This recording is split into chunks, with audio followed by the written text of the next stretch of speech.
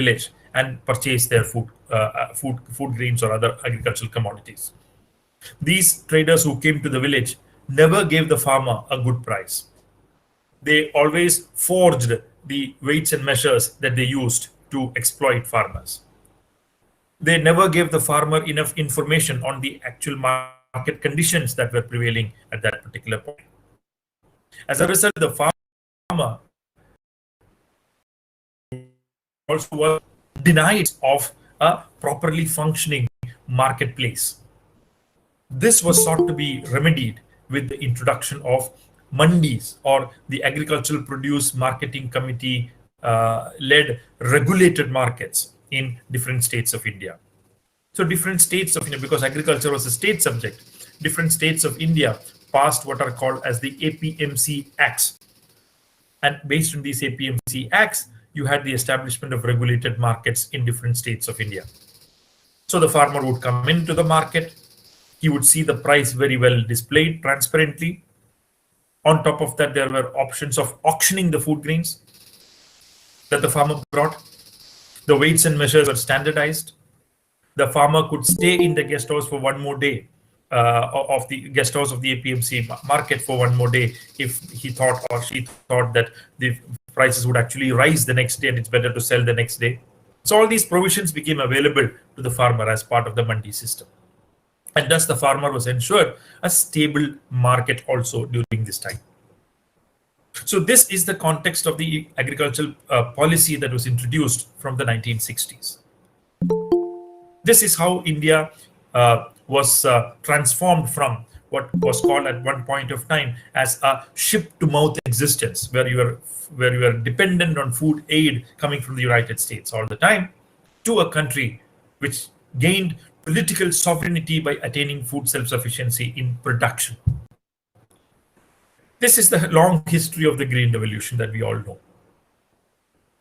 Come to the 1990s, you will see with the coming in of the ideology of liberalization and what is called as neoliberal policies, this framework that was followed in agriculture from the 1960s was questioned by the World Bank, questioned by a set of economists abroad and in India, and later adopted by the Indian state. What did this policy say? What did this new shift of policy highlight? It criticized the earlier policy that was followed in agriculture. It criticized it on a few grounds. What were they? Intriguingly, they said that the earlier policy on agriculture from the 1960s discriminated against agriculture, exploited the farmers. Now that's a strange argument, because one would think that these are policies that help the farmer. The argument here was that if you look at the policies that were followed from the 1960s, you will see that on the one hand, the idea of food subsidy was a burden on the budgets of the government. That was the first point that was made. Food subsidy is a fiscal burden, and we need to cut food subsidy to cut expenditures, which was the ideology of the neoliberal policies to begin with. Second, it argued that the government was an inefficient player in the food grain market. Private players could play a much better role, much efficient role, and they should be brought in. Private markets should be encouraged. Mechanisms like futures trading should be encouraged in order to provide the farmer a better price. The third argument was that the farmer, because they had to sell at the procurement price or the support price to the government, the farmer was denied a higher international price that he could have gained or she could have gained through exporting the commodity that they produced. If not export, they could certainly obtain higher domestic open market prices that prevailed if they were not forced to sell to the government. So if you remove procurement, or at least downscale procurement considerably, then the farmer will be able to sell in the open market, and the open market would give the farmer a better, higher price than what the government is providing through support prices. This was the argument that was put forward to propagate the idea that the earlier food grain policy was exploitative to the farmer. So what do you have to do? You reduce procurement. You do procurement only to the extent that you need a buffer stock to be maintained. On the other hand, if you procure less, you also don't need a PDS on the other end to distribute. So you convert PDS from a universal system to a targeted system. Thus, the APL BPL division was brought about. Only the needy, the BPL population, would get commodities at subsidized price, and others would have to pay the full economic cost. So these were the changes that were brought about from that time in India to undo many of the changes that were inaugurated in the 1960s in the field of price policy. Come to marketing policy, it was argued that Indian agriculture was for long stuck into a rice-wheat complex. You need farmers to diversify to high-value, export-oriented, capital-intensive crops like fruits, vegetables, flowers, etc. This is the way for an export-oriented growth path in agriculture. But this diversification will not be possible if you have the predominance of small and marginal farmers. Production organization has to change. How do we change it? This has to be changed through two mechanisms. One, corporate farming, whereby small and marginal farmers lease out or sell their land to big private companies who come in, aggregate land or consolidate land like this, 400 acres, 500 acres, etc., and cultivate fruits, vegetables, flowers, etc., and create processing facilities from there on, or export it directly to outside destinations outside India. This would mean that a new export-oriented, diversified growth pattern can be supported or encouraged in agriculture. But if you want this kind of corporate farming to happen, there are legal impediments. What are they? The land reform laws of Indian states. They had land ceiling provisions. People cannot possess or own beyond a particular limit of land. This meant that the argument was put forward that land reform laws of Indian states should be amended. Land ceiling laws should be diluted to ensure that anybody can own or possess any amount of land in Indian villages. Many states did that. Corporate farming was one pathway that was advocated. The second pathway that was advocated was contract farming, where the companies do not come and cultivate directly, and the farmers continue to own, possess, and cultivate their land, but the company enters into a contract with these farmers. What is this contract for? This contract is for the supply of a predetermined crop of a predetermined grade at a predetermined time of a predetermined quantity and at a predetermined price between the company and the farmer. This farmer would actually sell it to the company, and the company would purchase it and then do whatever it wants with that commodity. This was another pathway that was suggested. But contract farming also had legal impediments. And these impediments were in the form of the APMC legislations that prevailed in states. What were these legislations saying? These legislations said that every APMC market has got a notified area around it. In this notified area, nobody can open a private market without the approval of the APMC Mandi Committee. Not just that, even if they open the market, they will have to pay the same Mandi tax as every other trader pays in the Mandi in order to ensure a level playing field between all traders. This, it was argued, was an impediment to the coming in of contract farming, because if you remove the Mandi tax, if you take out the Mandis and their predominance, then private markets will more freely come into rural areas of India, establish private markets, rural collection centers, etc. And this will lead to a better price discovery for farmers through contract farming arrangements. This was the second argument that was put forward. So, contract farming and corporate farming to tackle the question of marketing issues. Downscaling procurement, downscaling PDS, etc., to tackle the question of price policy. This was the broad policy framework that was put forward from the 1990s onwards. And let's come to the question of marketing here. If you want to if you want to change the state level APMC acts in order to ensure that the notified area concept is removed and anybody can actually come and open a market anywhere outside the four walls of the APMC without getting permission from APMC Mandi, without paying any Mandi tax to the APMC Market Committee. If that is to be done, then the state level APMC legislations have to be amended. So a model law was introduced by the central government in 2003. It was sent to all states. States were asked to pass that legislation. Some states did some parts of it. Some states did not touch it at all. No state Toto. It's like Bihar, which, like you say, more Catholic than the Pope. They annulled the APMC Act completely in 2006, disbanded the idea of Mandi itself in one go, and opened up the marketplace freely to anyone who wants to come and establish a market in the rural areas.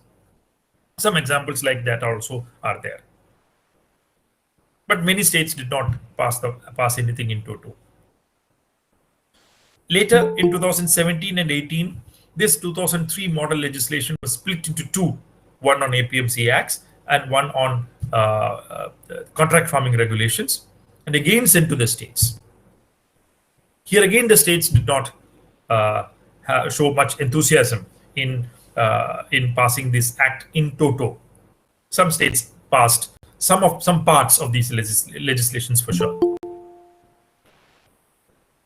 Then comes the COVID-19 pandemic of 2020, and in the month of May, the finance minister declares that they are not going to wait for the state governments to act on this.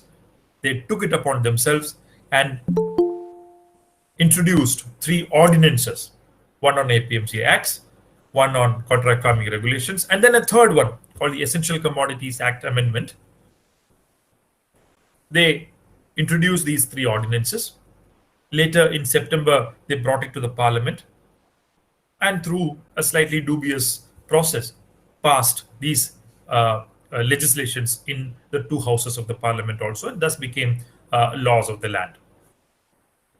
It is these 3 farm acts, one on APMC legislations, one on contract farming, and one on Essential Commodities Amendment Act that we are discussing today. And that is what has triggered the farmer protests. What does this do? The APMC legislation is supposed to remove the idea of a notified area completely. So there's no notified area anymore for any APMC market. On the other hand, anything outside the principal market yard and the market subyard of the APMC Mandi will be called a trade area. Outside the 4 walls of the APMC market, that will be called a trade area. And in the trade area, anybody can come and open any kind of market or collection center without approval from the APMC Mandi and without payment of any taxes to the Mandi committee. It is fully liberalized. Second is contract farming legislation. Here the government is saying that we are trying to bring in a regulatory legislation for contract farming.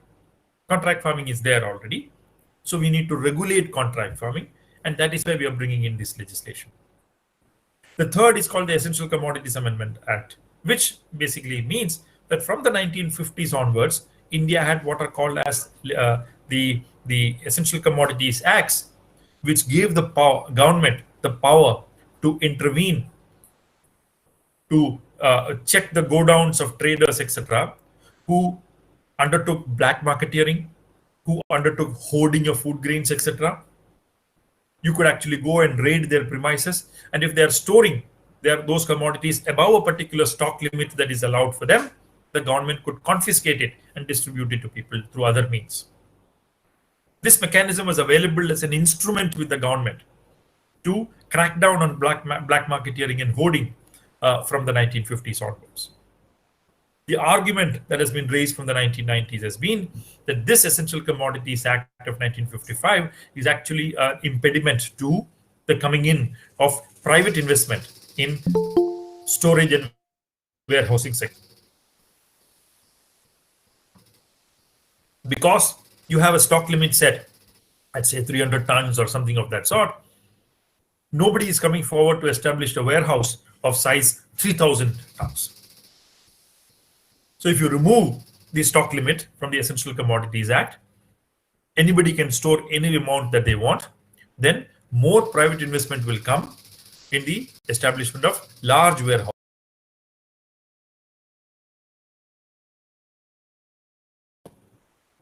This is the argument that is put forward. So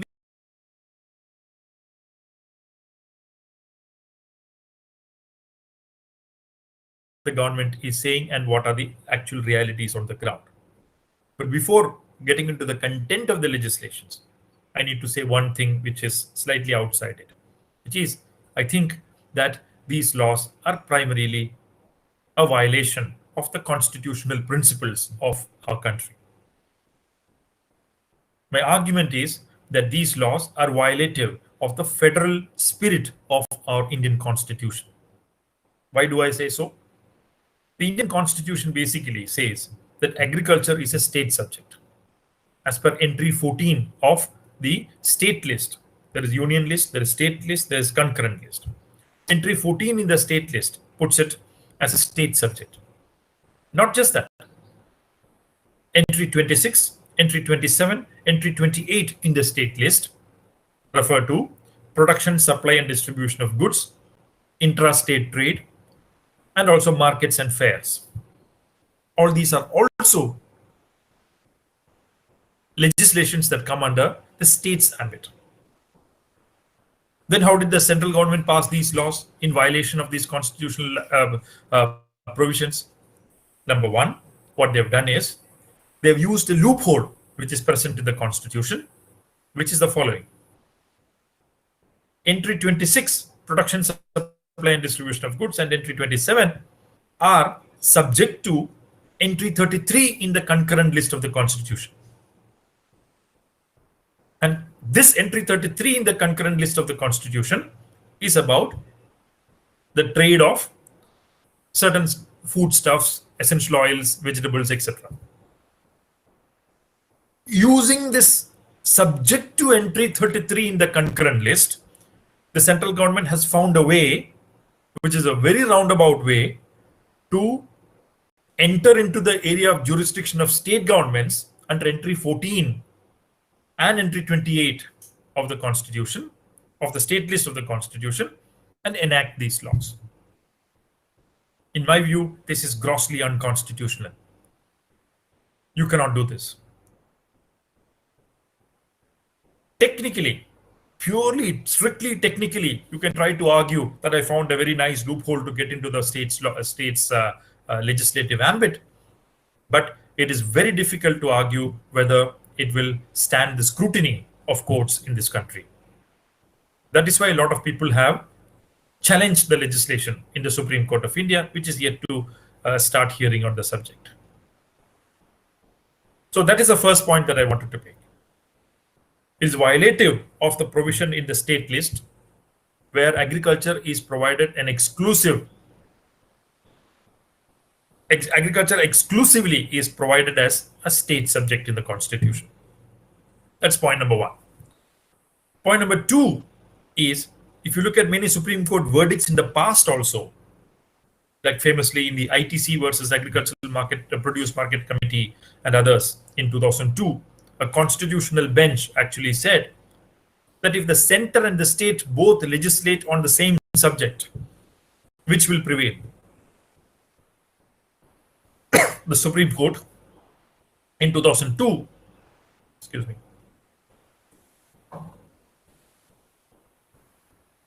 the Supreme Court in 2002 ruled that if the state government is legislating on a subject that is already present in the central list of the constitution, then the state legislation would be infructuous. In the concurrent list also, on a subject in the concurrent list also, if both the center and the state legislate, then the state government's legislation would be secondary to the central government's legislation. But the situation is different if both are legislating on a subject that is in the state list. If it is in the state list, then the state legislation will be as valid as the central government's legislation also. But the state governments have not changed their APMC legislations beyond a point. They are still there. They have not been annulled in any form, except in some states like Bihar. So how do you do this? How will the Central Act gain any kind of legal validity in the presence of standing, functional, operational state-level APMC acts for the last 40 to 50 years? This is another constitutional dilemma that has emerged with the coming in of the Farm Acts. So there are a lot of constitutional issues as to whether these three Farm Acts have any kind of legal validity in the Indian context. I wanted to state that upfront before I get into the content of these legislations and discuss them. So that's one thing. Let's come into the contents now. What are the claims of the government? Let's take the first legislation, the APMC legislation. The government is claiming three things. One, that the farmer, because of this legislation, will get more freedom of choice to sell their produce. It's a good thing. Argue because of this, the farmer will get higher price for the produce. Thirdly, they argue that this will lead to a complete elimination of middlemen in the marketing system, which will actually benefit the farmer by providing the farmer a higher share of the consumer's rupee. These are the three broad claims made by the central government in support of the Farm Acts. The first Farm Act, the APMC legislation. Are these robust claims?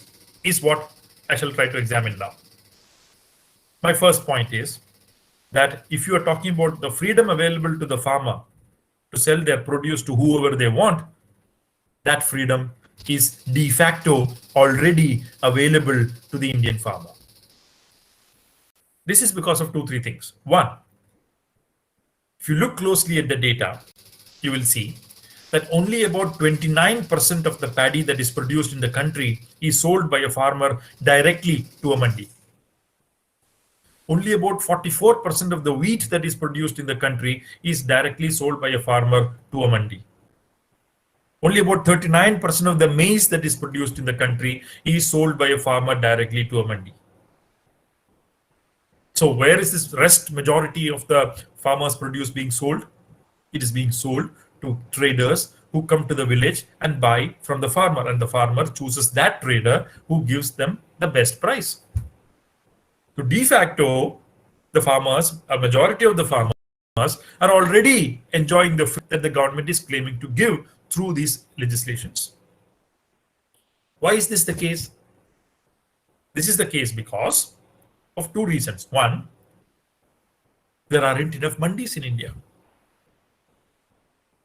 We need at least 10,000 to 11,000 mandis in India, but we have only about 6,800 mandis in India. Because of this, the farmer does not have a mandi nearby his locality. And that's one reason why he or she is forced to sell it to a trader who comes to the village and purchases the commodity. But there is a second reason for it. Because of the absence of adequate number of mandis, the nearest mandi is about 25 to 30 kilometers away, at least. Because of this, small and marginal farmers who produce small quantities of surplus, they do not have the incentive. They do not find the transport cost of taking the commodity to the mandi viable, because the quantity is so small that the transport cost will not be viable if you take the commodity about 25 to 30 kilometers away. Because of this lack of viability, they decide to sell it in the village itself and not in a mandi. If the mandi was closer, they might have taken it. But because the mandi is far away, transport costs are not viable, and hence they sell it in the village itself. These are the two reasons why you basically see that the farmers are largely selling even today outside the mandis. That freedom is already available de facto to the farmers. Now, the question that arises here is, then why is this whole, why do we say that the mandis are significant? That's for a reason. Even if the majority of the farmers do not sell directly to a mandi, the mandi is there as a stable market.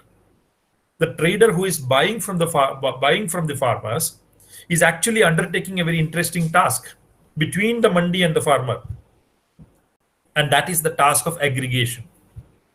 This task of aggregation of the produce, making small quantities big in bulk and taking it to the mandi, is the trader's job. So the trader is acting as some kind of a intermediary between the farmer and the mandi to aggregate the produce into larger quantities, make the transport cost viable, and hence finally taking it to the mandi. So the mandi is there. It's not that the mandi is unconnected to the lives of majority of farmers. It is just that there is a trader who is an intermediary between them and the mandi, because they do not find it viable to take it to the mandi. So the mandi is important even for those farmers who do not sell directly to a mandi. They get the benefits of that price there. They get the benefits of the stability of the market that is present there. And that helps in price discovery. And this is the reason why the majority of the farmers are actually selling outside the mandi. And the point is that the freedom that the government talks about is already available to the farmer. The second question that I need to ask is, if this is the de facto situation, what will be the de jure situation? That is, if the legislations are indeed becoming a reality tomorrow, will private investment come in the establishment of new markets or not? Now, that is a question to be answered separately, because if you see, about 18 states in India have already changed their state level legislations on APMC Acts to allow for the establishment of private markets outside APMCs. 19 states have already amended their APMC Acts to allow for the direct purchase of agricultural produce from farmers. About 13 states have already amended their APMC Acts to create farmers' markets or consumers' markets outside the APMCs. So all this has been done.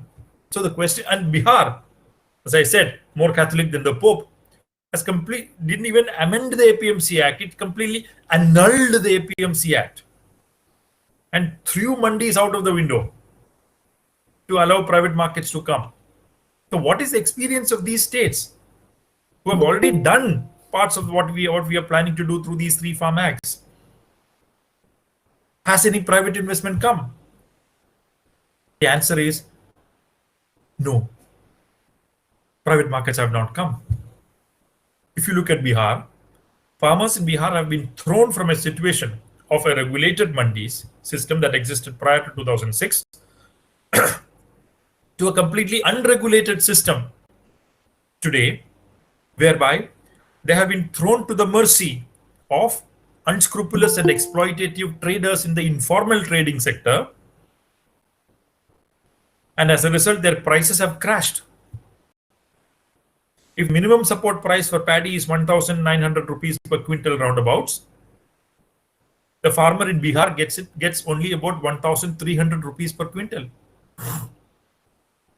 And some unscrupulous trader purchases these commodities from farmers at 1,300 rupees per quintal, puts it into a truck, transports it to the APMC markets of Punjab and Haryana, sells it there at 1,900 rupees MSP, and makes a great profit in between. This is the reality of post-2006 Bihar. So the question being asked is this what you want for the farmers of India? Look at other states. Look at these 18, 19 states which have already allowed private markets to come. Have any private markets come? There again, the answer is a resounding no. Some have come here and there, no doubt. But have they come in a generalized form? Have they come in any significant, have come to any significant level? No, hardly. So why is this the case? Why is this private markets are not coming? The reason is that private markets do not find it profitable. It's as simple as that. Why do I say that? The reason is private markets or private traders, big private players like Reliance Fresh, for example, who want to come and open private markets, they do not find it profitable or viable because they will have to deal with thousands, if not 10,000s, of small and marginal farmers in the countryside. They will have to strike contracts with each of them. They will have to grade their produce. They will have to process payments for each of them. They will have to load, unload, store, transport, etc. to a nearby urban area. All these are high levels of transaction costs for these private companies.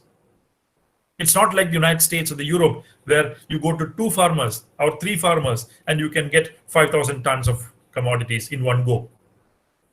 Instead of those 3 farmers, you will have to go to 3,000 farmers in India to get that same level of produce procured.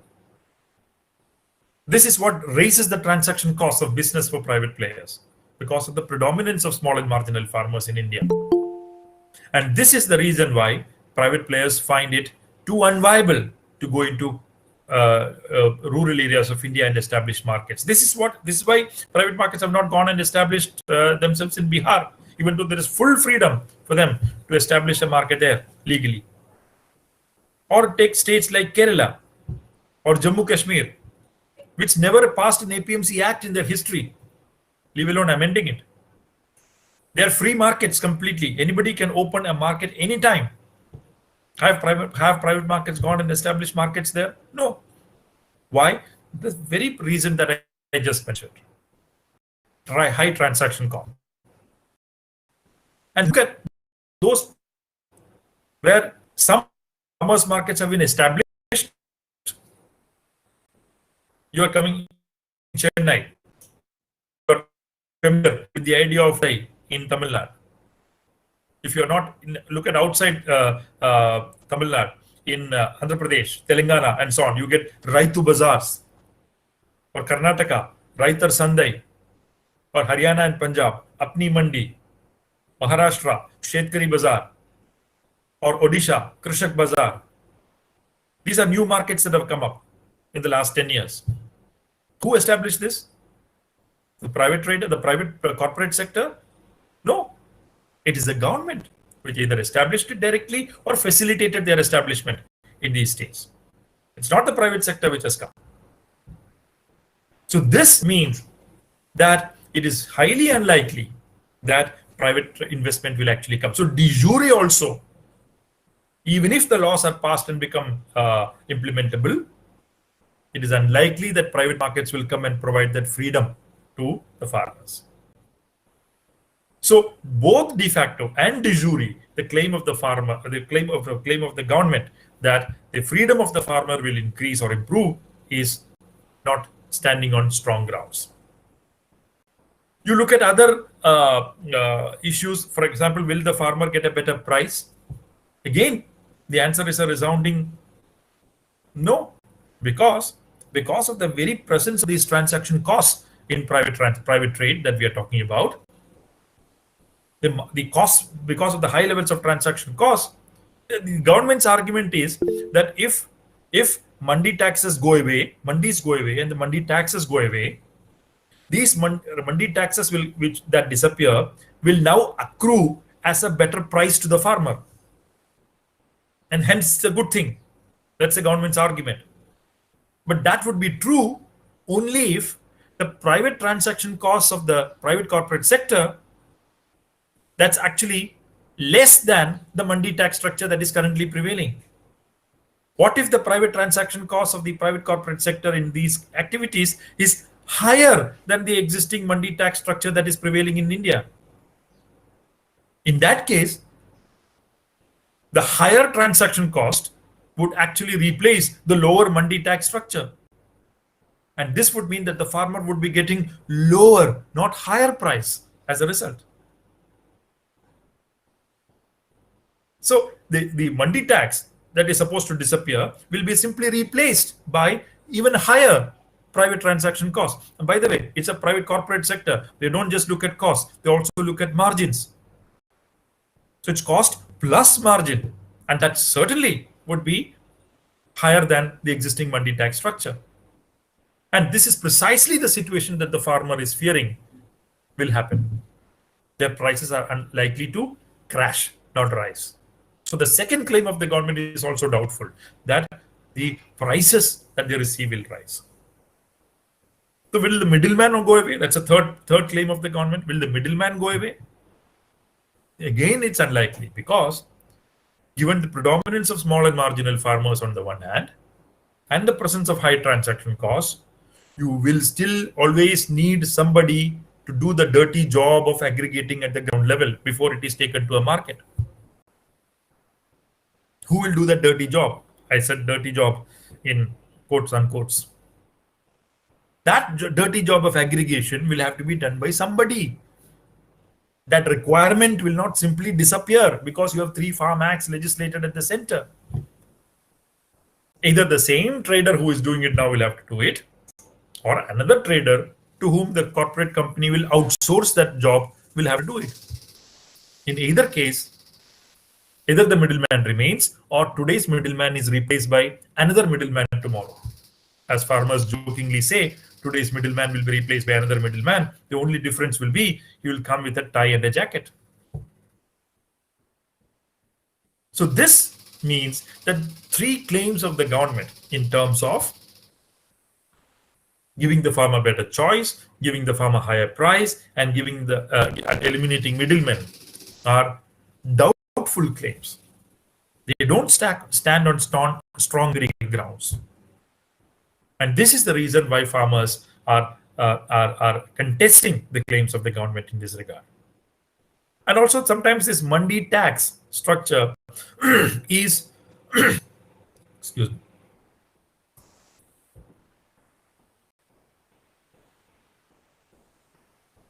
this whole mandi tax structure is also villainized in the discourse that you see in newspapers and so on. Sorry. What is the reality here? The mandi tax is not a wasteful expenditure.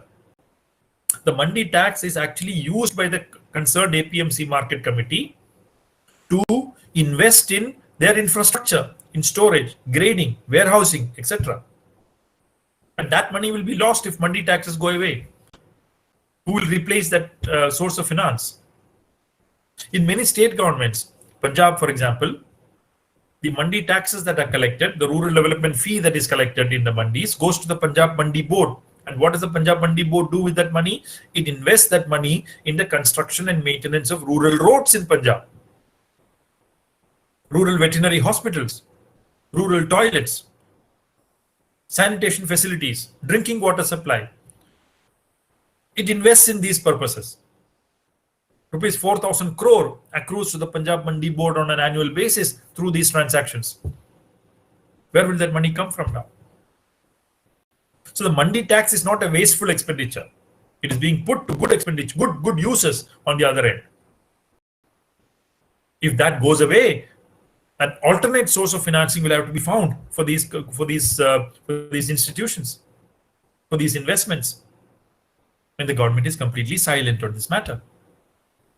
So these are the gamut of issues associated with the first act, the APMC Act. Come to the second act, which is the Contract Farming Act. Now, contract farming has one positive aspect, which is the farmer is assured of a good price, of a stable price right at the time of sowing in the contract itself.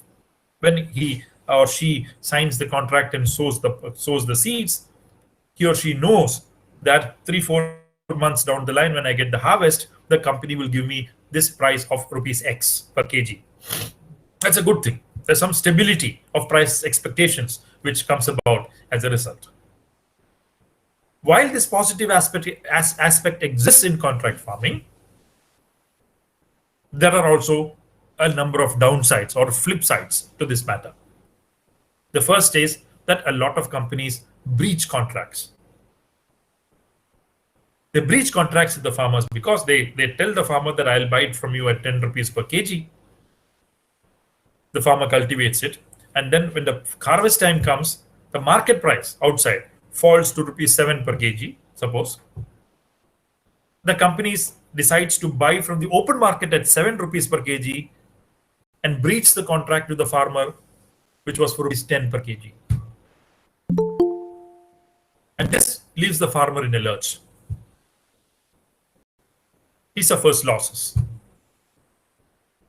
As a result, a good legislation on contract farming should contribute to disincentivizing the breaching of contracts by private companies. That is one requirement, right? But that's one thing. There are also other questions related to contract farming. Across the world, if you see experience with contract farming, you will see that in many cases there are food security concerns. If because of contract farming, a large area that is currently being cultivated with food crops is replaced with non-food crops, what happens to local food security considerations? Or when a diversified cropping area is converted to monoculture as a result of contract farming, what happens to questions of sustainability in agriculture as a result? In many cases, in order to cut costs, many contract farming arrangements use low-paid female labor, child labor, etc., to cut costs and raise profits. All these are concerns around contract farming which have emerged across the world. What you need in a good legislation is to ensure that there is a good regulation.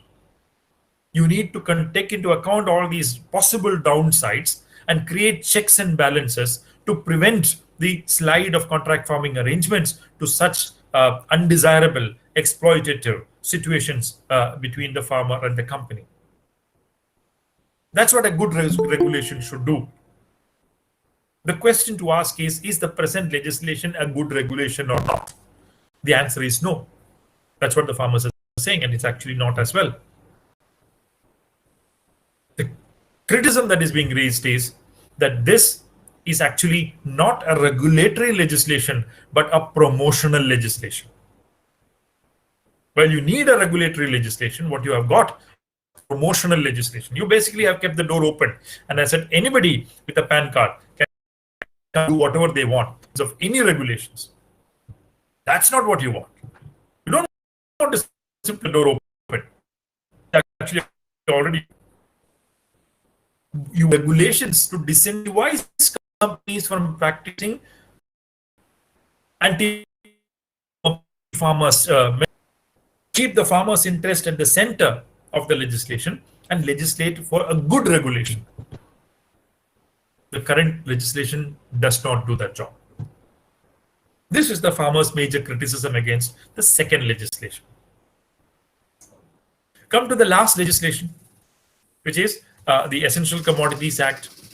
Here again, the question that arises is, what have you done? You have done basically something that, again, like I said for contract farming, keep the door open for large companies to come, create large warehousing structures, storage structures, etc., monopolize the storage market or the warehousing market, if not oligopolize, and create a situation whereby these companies with deep pockets, which are now also able to store large quantities of commodities in their godowns, are able to dictate what prices the farmer will get and what prices the consumer will pay. I'll give you an example. The Gautam Adani group in India. This group already owns most of the airports in the country. This group already owns most of the ports on the seaside in the country. And this company now also has moved into the logistics sector, which is from the airports towards the farmer. If you look at the Adani Logistics Limited, 2 years back, probably in anticipation of this legislation, they purchased a company called Snowman Logistics for rupees 300 crore. And as a result, they have consolidated their position as a company with 40% market share in the integrated cold chain position across the country. So they control close to 40 to 50% of the cold chain infrastructure in the country as a result of these investments, mergers, and acquisitions. So it's already a situation of oligopoly that exists in this sphere. And on the other hand, the same company has called, like Reliance as Reliance Fresh, they have called Adani Agri Fresh. So they're already consolidating their position at different positions in the value chain, supply chain. And this is not a desirable situation. If you look at the fact that at the end are millions of powerless, small and marginal farmers who cannot engage with these companies with any level of success or confidence in the future. The only instrument that was available to the government to tackle this issue of hoarding, etc., was the Essential Commodities Act, where the government could go and look at the premises and take out commodities if they are hoarding or they are doing black marketing. But with the amendment, that power of the government is completely removed. It's gone. And this is the fear that a lot of people have, that this will completely corporatize the sector of storage and warehousing, weaken the bargaining power of farmers on the other end, and it will also ensure or mean that consumers will have to pay a higher price for their produce also. This is what you see when corporate presence has intensified in the storage and warehousing sector in the Western capitalist countries. So these are the broad issues that have come up with respect to these three farm acts that I try to discuss.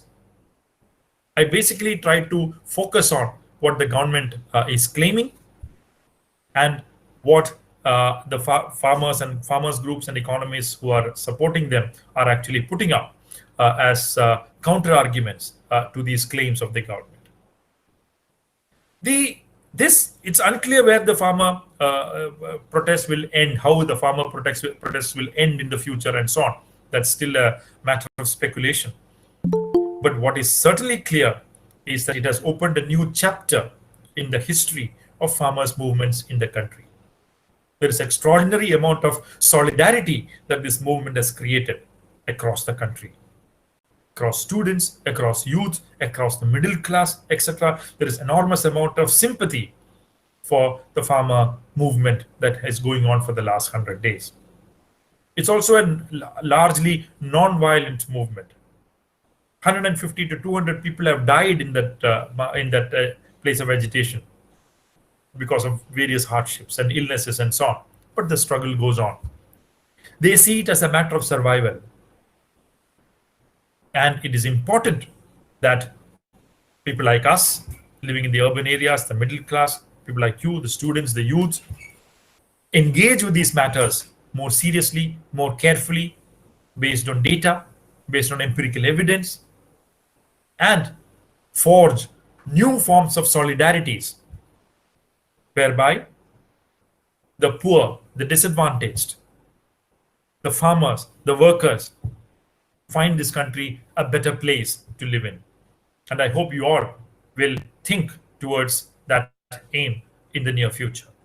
Thank you very much for this opportunity to speak to you. I'll be happy to take questions from here on. Thank you again.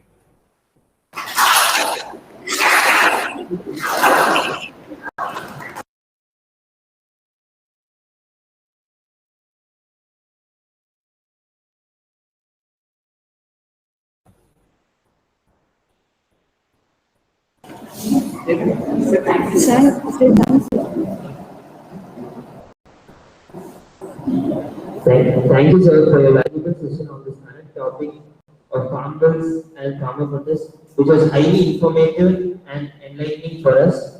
And thank you for giving us a clear idea on these three laws.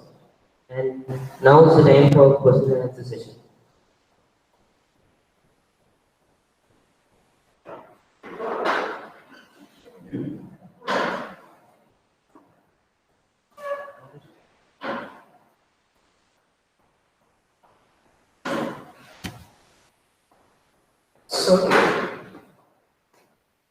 So when you're talking about contract farming, you said contract farming had a flip side, that the buyers could actually breach their contract.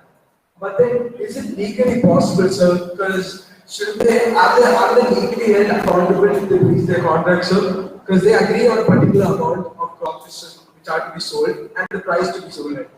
So are they being legally accountable if they breach their contract, sir? Right.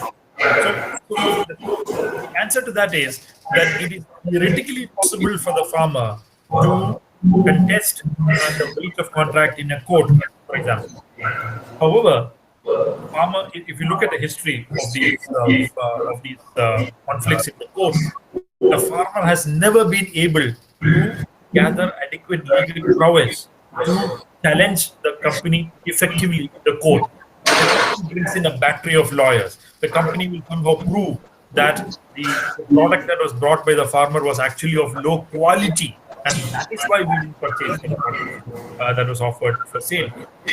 All these are great unevenness. There's a great unevenness that exists in the way the farmer on the one hand and the company on the other hand can engage with the legal system. The farmer is highly disadvantaged in this process. Most of these contracts are written in English and not comprehensible in terms of the fine print for the farmer. All these are reasons why, even though theoretically legal redress exists, the farmer has not been able historically to make use of these provisions if the company breaches the contract. You need much better regulations, stronger regulations to prevent the company from breaching the contract. The present Farm Act, unfortunately, does not do that. In fact, what the present Act does is to take away from the farmer even the possibility of going to a court. The possibility of going to the court for the farmer is completely taken out. Even that is taken out in this legislation. The farmer cannot go to a civil court. The farmer has to go to a subdivision magistrate and come. Right? So again, even if we accept the fact that the legal route is not available to the farmer or it's difficult for the farmer, even that legal route is taken out in this Farm Act by the government. That is why the farmer is very upset with the legislation. Okay, sir. Sir, I actually have one more question, sir. Sir, excluding the present farm laws, what do you think are the actual reforms needed in the farming sector right now? Okay. Just a small request to you. After the person asked the question, if the mic, if the audio on the other hand can be muted, it would be nice, because there's an echo that I can hear on my voice, which is slightly disturbing. So it is coming from Dr. Shobhana Karthikeyan. Yes, that's right. Thank you for muting that. Okay. So what is required in this context is the question. The answer is the following. Nobody has said that this APMC has flawless, perfect institutions. That's not the point anybody has made. Okay, agricultural marketing needs reforms, but the question is, what reform? I think the first reform that is required is the government should invest more in the establishment of more agricultural mandis. We need at least 4,000 to 5,000 more mandis in India to help the farmer in terms of marketing. That is the job only the government can do. Number one. Number two, we need more mandis. Yes, but we also need better mandis. What do I mean by better mandis? Mandis have developed some kind of fatigue in terms of good marketing practices. That's a fact. There is trader collusion that exists in these markets. There is corruption in these markets. Right? Price discoveries can be improved in these markets. Mandi taxes can come down and can be rationalized in these markets. Those are reforms in APMC mandis that are required. That's what you need. Nobody thinks the present APMC acts are perfect legislations. That's not the point being made at all by anyone. We need changes in this legislation. We need those amendments. But those are not the amendments that are being attempted today. That is a complaint. The present amendment, what it does is, it basically throws the baby out with the bathwater. We don't want that. We need more mandis. We need better mandis. And for that, we need them to be better marketplaces. The solution is not to simply weaken them and close them down and create a situation of of disaster like in Bihar. That's not what you want. That is the job of the central government today. Talk to the state governments, withdraw the 3 Farm Acts, start discussions with the state governments as to how you can improve the mandi structure, how you can create more mandis. That is the discussion that we want today. That is not happening. That is a problem. Thank you.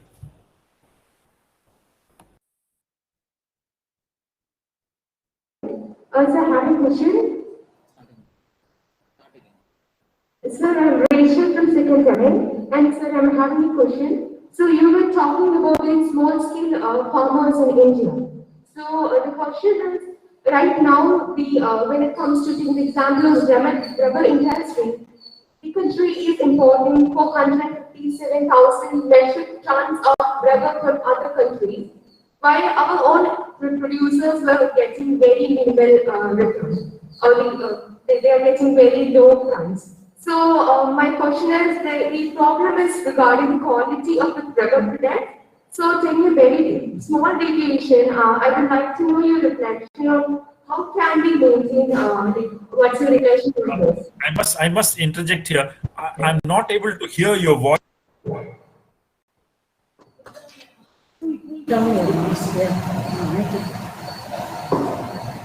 Sorry, sir. So my question is, when it comes to India, the rubber cultivation is high in India also, but even though... Did you say rubber? Yes, sir. Your question is about rubber cultivation? Sorry.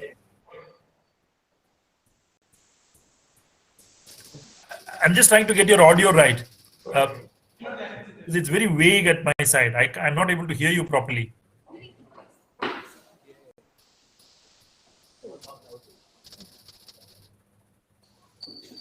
So you were talking about the small-scale farmers in the country, and according to my view, the problem we have is the quality difference in the country. So when it comes to taking the example of rubber cultivation, the quantity of the natural rubber that is imported to the country is 457,000 metric tons in 2020. So the main problem regarding this is the quality of the rubber, which is very different. So, sir, I would like to know your reflection on this. So, how can we maintain the quality when it comes to the small-scale farmers? Thank you. Very important. It's a very different question compared to what I had spoken about in my lecture, but I would like to take this. Look. Ensuring quality of the product is a part of improving marketing system in general. There's no doubt about it.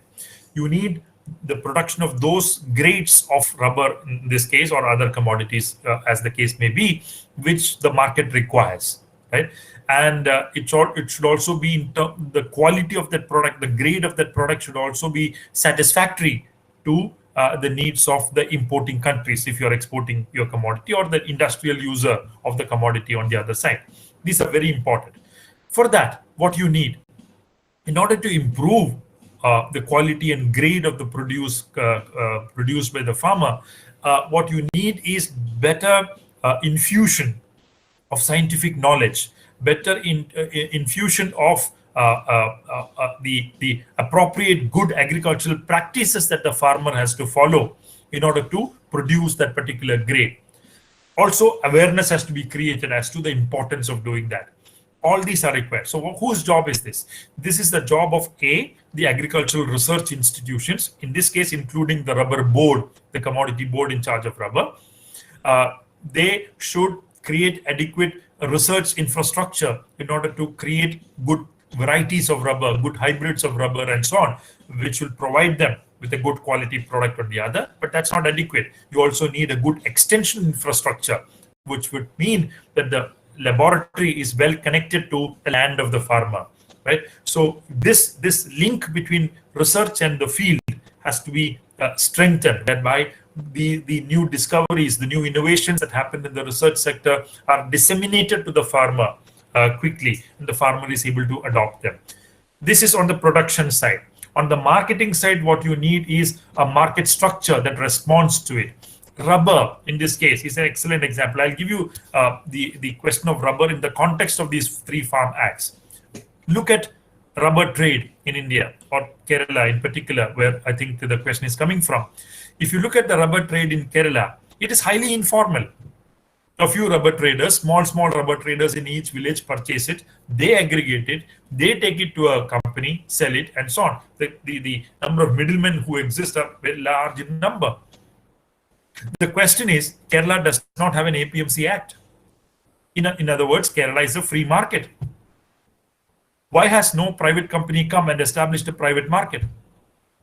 Why has no big company come and established a collection center which is large in terms of private trade? That's because the rubber cultivators of Kerala are largely small and marginal, as I mentioned. Right? So the transaction cost question comes in there also. So what do you need? You need the government to come in. You need the rubber board, because all these are jobs of the central government, because it's a commodity board or under the Ministry of Commerce. The rubber board should come in and create modern marketing infrastructures in rubber in order to ensure that such commodities which are produced by farmers, they are better connected and integrated to the market system that exists on the other side, and with the kind which is aligned with the kind of demand that exists on the other side in the market. This is the job of the rubber board, right? The rubber board, however, is not doing this kind of job. The rubber board's budget itself has been cut by half over the last 10 years. It's not unable to do anything in terms of contributing to improved marketing of the commodity in Kerala. Right? As a result, what I saw in the last budget of the state government was the state government had to come in, because the central government was not doing it. The state government had to come in and raise the base price of rubber from 150 rupees to 170 rupees. It's not sustainable for a state government to do that, because it's a job of the central government. Right?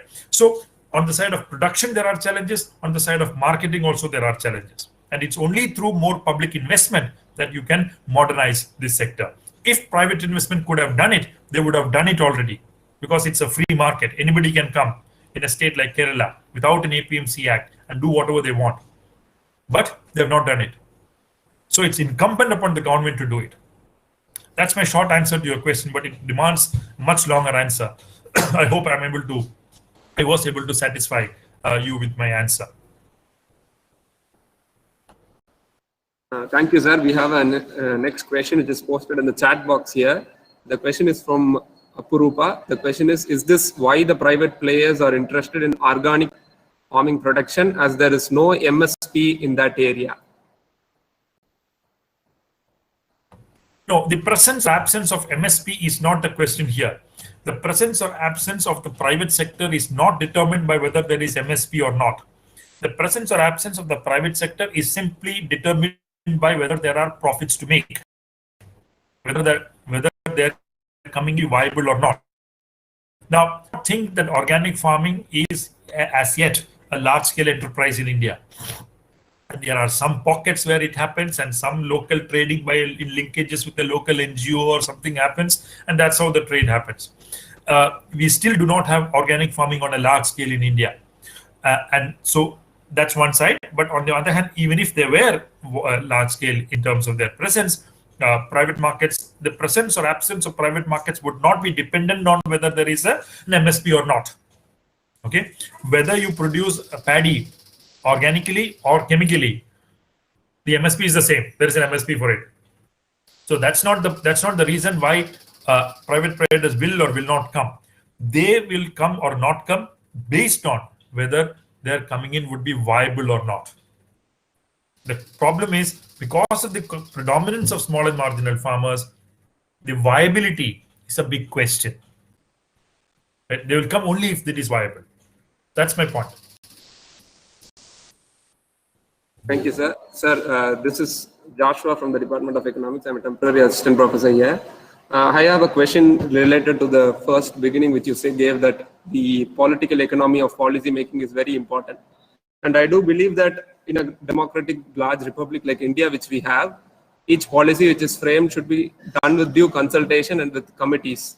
And I do believe that even for this thing, they should have at least set up a committee, and their reports of the committee and things of the committee should have been made public, and then such a law could have been passed. There are certain statements from the ministers which I want to quote here. The first statement is from the Agriculture Minister Narendra Singh Tomar. He stated that these laws have been discussed in the country for a very long time. Many committees were set up which then conducted many consultations across the country. So this was the first statement by the Agricultural Minister. And then there is another thing by the Law Minister, Mr. Ravi Shankar Prasad, who said extensive consultations, trainings and outreach programs were conducted on the agriculture laws with stakeholders. And he went on to add, 1.37 lakh webinars and trainings had been held since June, and 92.42 lakh farmers had participated in it. So if they had done such extensive consultations and webinars and committees and went through the recommendations of those committees, why would they enact such a law even with constitutional flaws in it, and also which does not address the basic needs of regulation which should be there in the APMCs and other things? Thank you, Dr. Joshua, for that question. It's a very important question. First, yes, this issue has been discussed in different fora by different committees over the last 25 to 30 years. That is well taken. That is true. The question is, what was the discussion about? The discussion was about allowing the states freedom to decide. No committee ever in the past said that the center should violate the federal principles of the Constitution, usurp the powers of the states and legislate at the central level. No committee has said that. The committees have always been about speaking to the states, engaging with them, discussing with them the pros and cons, and letting them decide for the farmers of that state. That is the first thing that is to be said, that no committee said that the center should come in and violate the federal principles. Number one.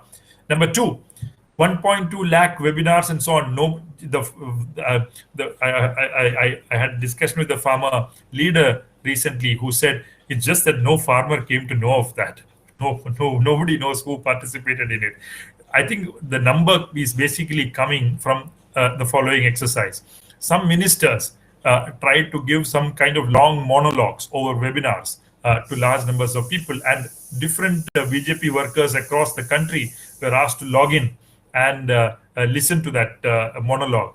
And then it is basically the number of people who have logged in to listen to that monologue, which is being presented as this large number in terms of lakhs of people with whom it was discussed. A monologue is not a discussion, right? So there is a lot of fluff in that claim, which needs to be recognized. There's been no discussion with the farmers directly. No farmer organization has discussed this matter with the government in the recent times. Plus, the farmers organizations have actually been making the point that why are you making a legislation when in the first place no farmer demanded it? There is no demand for these laws. Why are you bringing about these laws and thrusting it upon us? That is a question that farmers organizations are asking. So this whole question of discussion that has happened is suspect. The third point I want to make is a large number of committees in the past have actually said that the government should do actually the reverse of this. Okay, look at the Swaminathan Commission of 2006 or the High-Level Committee on Food Grain Policy in 2002. All these committees in the past had said that MSP should be expanded, more mandis should be created, and so on. They never said, these committees had never said, change the system completely, throw the baby out to the bathwater and so on, right? That's the invention of this particular act of the government. So I don't think that the whole point of discussion is a strong argument at all from the government side. In my view, it's a deeply suspect argument of the government.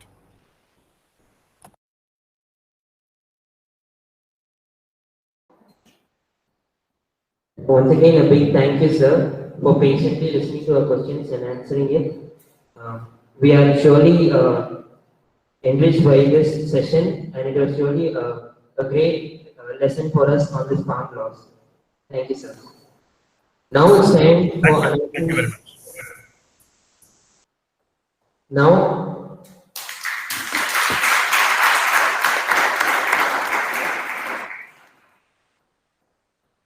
Now it's time for announcing the results for the event which was conducted yesterday. There was a total of 8 events, and now we are going to announce the winners.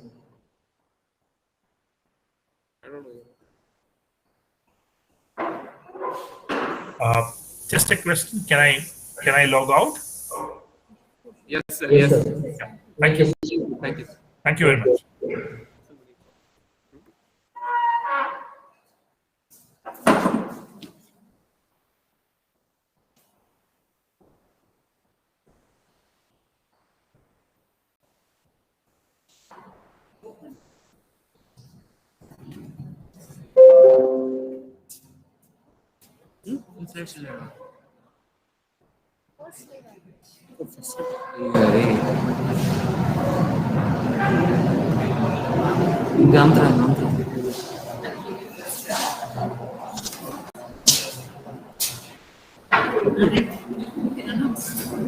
The first event was The Economist, and the first place goes to Devika Prakash of Mariam College.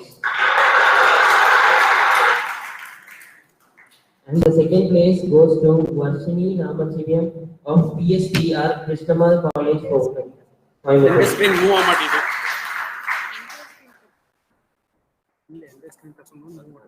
And the second event was Leaders Assemblage, and the best speaker for it was B. Bhavsha of Political Science Department from Madras Christian College. And the best debater was Kirtana Shankar of MOP Vaishnava College for Women.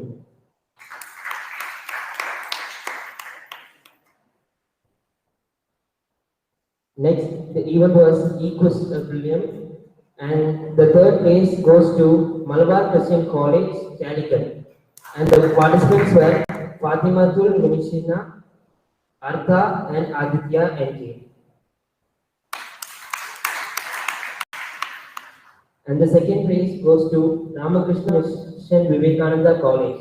And the participants were Sudarshan and Pradyum Venkateswaran. And the first place goes to Jain Deemed to be University, Kochi. And the participants were Sandra Balachandran, Suman Mahesh, and Shraddha Satish.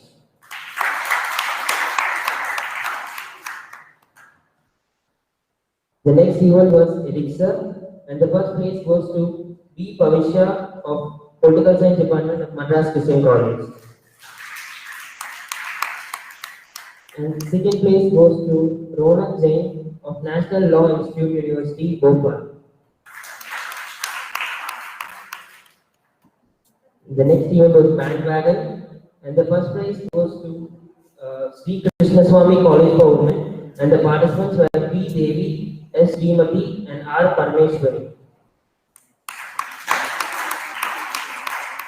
And the second prize goes to Akshaya S., Blessy J., and Jyotika K. of Sri Krishnaswamy College for Women. The next event was Economist, and the first place goes to P. Pavisha of Political Science Department of Madras Christian College. The second place goes to Vidya Varshini R. of SNDP Vaishnava College. The first place for photography goes to Mani Vishal K. of, and the second place goes to Mohammad Irfan of Jain University.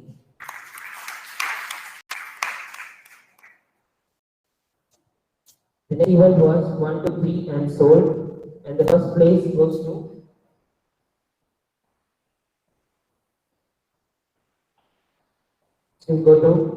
Ashwin Santosh Thomas and Sen Susuraj from Rajagiri College. And the second place goes to Pranay Garo, Johansson Anton Pranesh and Pavisha of Political Science Department, Madras Christian College.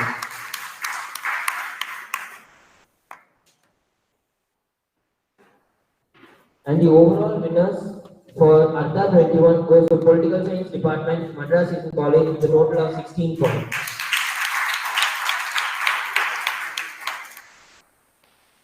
Now, I request Artha' James, General Secretary of Department of Economics, to give the vote of thanks.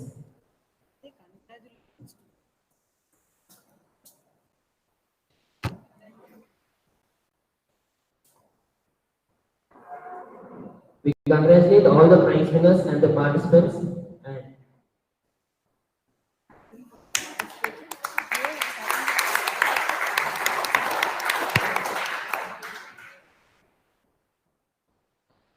last 2 days, they seem to be like impossible one way back. Like, we are not really sure whether we will be having an Artha or not. Like the days were very less. We had to get all the permissions.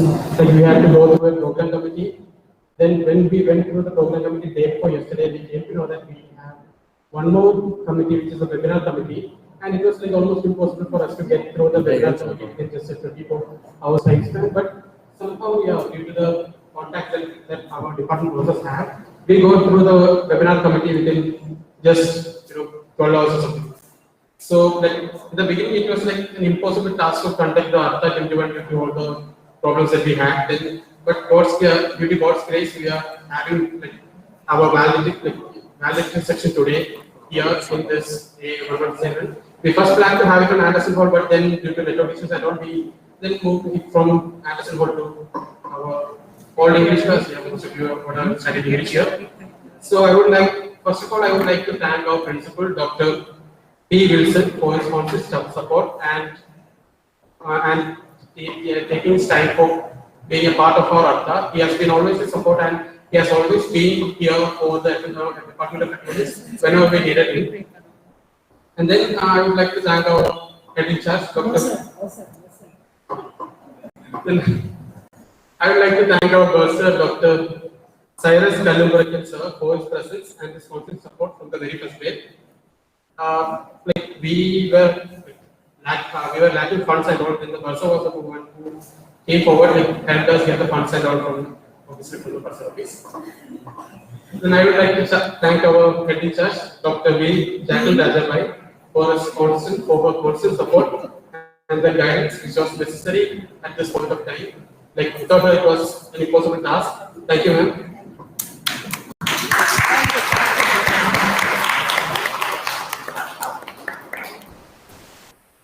None of this was possible if we didn't have a staff advisor like Shobana Karthikeyan, ma'am. She was a constant support from the first day onwards. Actually, the cabinet, like most of the cabinet members wasn't here. I was the only one who was here from the first day. And due to the lack of people to run around, she was the one who was running along with me.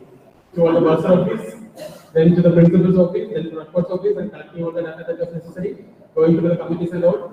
Like, she was the one who prepared the letters also. I never made a letter to know. So she was there for everything. Then Professor Merlin Juliet, who is our associate professor as well as Martin Hall's warden.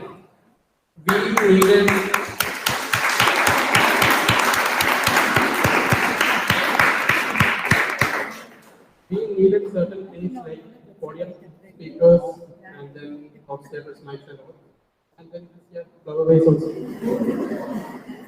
Actually, we didn't have enough budget for all these things, and then we didn't have time also for collecting all these stuff and all. Then it was Merlin ma'am who got us everything, even the everything from Martin Hall. She used the power to help us the maximum. Even during the program committee, she was a part of program committee and she helped us pass through the program committee also. So that's also there. Then other process of our department, I'm not naming them, but yeah, all of the process. They were also constant support because most of the things we didn't do, most of the things that what were the things that we were supposed to do, and what all things we had to go through, and all the program committee and all. We were like unaware about the program committee last Saturday, and it was a process. Especially Iron Coaches was there, Rotary was there. Then all of them, another sir, all of them have been through. Like, they have been part of the program committee previously, so they knew what was to be done, and they did. They gave all the guidelines. They told what has to be done, what has not to be done, what is not to be done.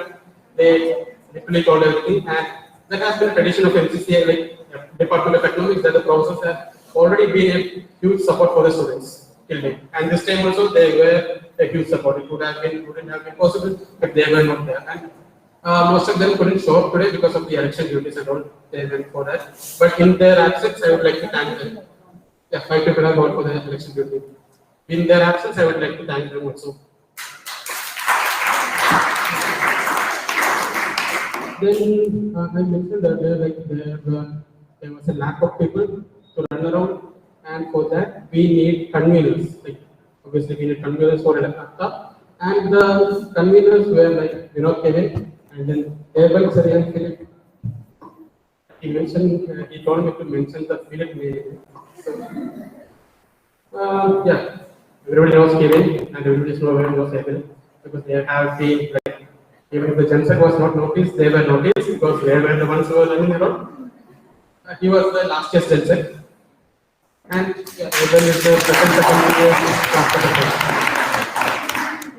Then, yeah, we had different committees, obviously. Then we had a stage committee which was headed by Hemapriya, and then Hemapriya from second element. Then they had their coordinators and all. And the coordinators, I exactly don't know all of their names. So they were also huge support in setting everything up. Then the food committee, which was mainly headed by Kevin and then Kadir, and then there were others who were there's a support for them. Then the registration committee, which was headed by Daya Katanaka, and then others also. Cabinet. Then committee that was headed by me. Actually, we had a total of 8 events, and we got almost participants from 72 colleges, all of from South India, and there were more than 250 participants in total. So it's a huge number, and we started to let out the participation link, like registration link, only day before yesterday. And yesterday, within 24 hours, we got almost 250 plus participants. And it's absolutely a great achievement from the registration committee. They have been the PR committee. There was a PR committee additional to that. And they did a great job by spreading out everything. And it was good job. Then, obviously, the cabinet, I thought I will just introduce the last. The cabinet, Reshma Shah, the chairperson. Then Stephen Tony Jackson from third year was the treasurer, and Priyanshu Vardhan from second year is the treasurer. Actually, Priyanshu and Stephen, both of them couldn't come because of the Stephen is in Jamshedpur and he is not able to come due to the transportation facilities, and Priyanshu is in Odisha, so he also not able to come due to the transport facilities. But they have been a constant support, and they have been providing all the things. Like most of the things were online and all.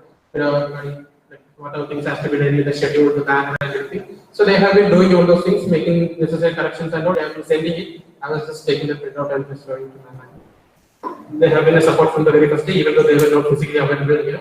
But yeah, in a situation like this, their presence was important.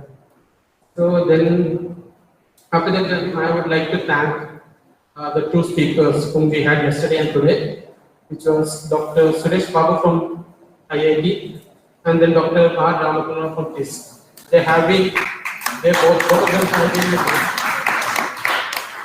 Both of them were great speakers. They helped us to stick on to our main logo, which was Academics with Fun. And yeah, Arun Koshi sir was the one who brought them in, because Arun Koshi sir has huge thanks to Arun Koshi sir as well. And I would like to thank all the students who showed up and who are there in online Google Meet and who YouTube Live. Then all those who showed up, special thanks to all of those who showed up. We didn't expect that these many people would be here today, as today's a leave also. Most of them are from first year, mainly first year, and then we will be just so huge thank you.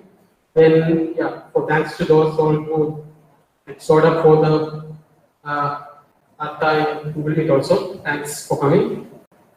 Then there all of you can see 4 laptops. actually we are using these laptops because they were connected to the college Wi-Fi. We can't depend upon the mobile data obviously in this point. And then even if they didn't want to come, they had to come because they were connected with this laptop. They had to bring this laptop, and yeah. So they have been doing a great job since the very first day, because one person is like showing this thing, and one person is using it for audio purposes, and one is using it for admitting people, and one is using it for projecting the screen. So all these works were necessary, and obviously, yeah, great. It has been a great contribution, because even if one was not there, then it wouldn't have been possible. So great, like huge thanks to all those folks. Yeah, that's it. Hope like we will be having the same unity in the coming years also. May God bless our department. Thank you.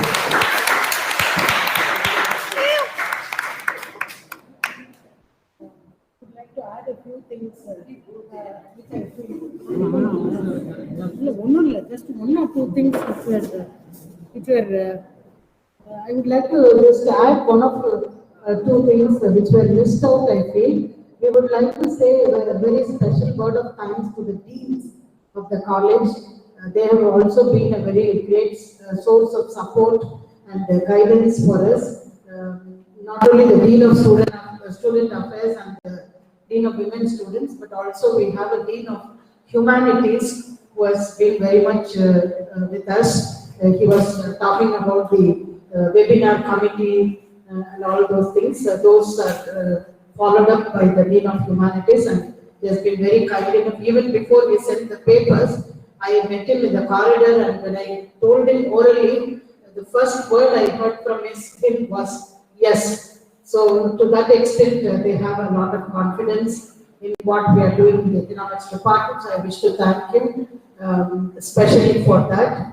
I hope that we will get the same sort of help and support from the college. The college, I mean, all these administrators that have been mentioned, they will definitely give us the support for further activities of the department, that I'm sure. So I wish to say thanks for that. I wish to thank the prayer secretaries. The prayer that was taken up by Professor Ruth yesterday, and Nuthan, and also Vanessa. Her participation was also good. So that is one thing. And one and all who supported this program, be it the one who carried the food for us, or whoever it is, the electrician or the technical support. We always talk from above, no? There are people at the grassroots level who have been a source of strength and support to us, particularly displays and the lighting and other fan and other facilities that we are enjoying, the tea arrangements, food, everything. I wish to thank one and all who have been behind this program and supported us. And a very big thanks to the Economics Association members. We have been talking about them one after the other, but it's an entire team from Reshma. So I would like to make a mention of it. And I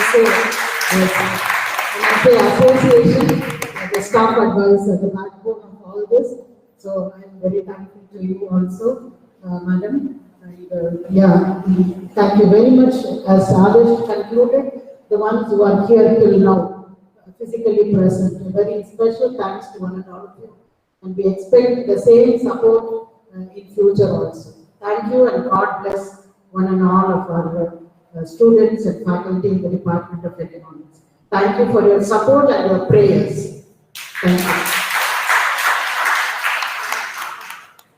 We'll be having a group photo with social distancing and all. So, yeah, line by line, please come on. Thank you. Thank you. Thank you.